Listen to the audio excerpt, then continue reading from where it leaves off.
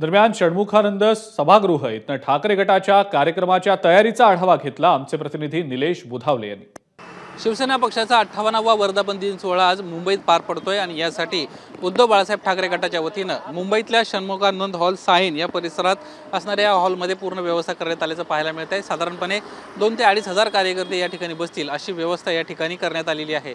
यासोबतच या संपूर्ण परिसरामध्ये मोठ्या प्रमाणामध्ये फ्लेक्सबाजी असतील, झेंडे असतील हे देखील लावण्यात आलेले आहेत। कुठेतरी लोकसभा निवडणुकांनंतर एक ऊर्जा देणारा आजचा हा वर्धापन दिन सोहळा आहे। याच वर्धापन दिन सोहळ्यामध्ये आगामी विधानसभा निवडणुकांचं बिगुल देखील वाजलं जाईल। उद्धव ठाकरे आज काय या निमित्तानं मार्गदर्शन करत आहेत हे देखील पाहणं महत्त्वाचं राहणार आहे। आज सर्व जे खासदार आहेत निवडून आलेले त्यांचं देखील या ठिकाणी स्वागत होणार आहे, त्यांचा स्वागत सोहळा पार पडणार आहे आणि एक कार्यकर्त्यांमध्ये ऊर्जा भरण्याचं काम या ठिकाणी होताना आपल्याला पाहायला मिळेल।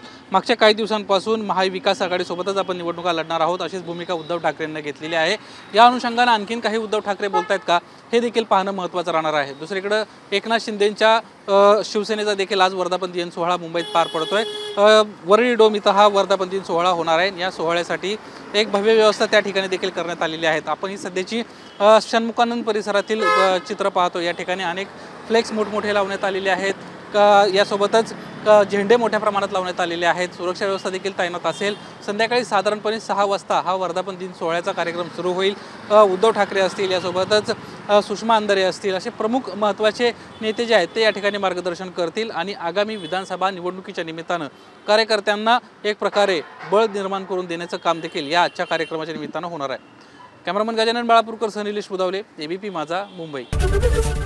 एबीपी माझा, उघडा डोळे बघा नीट।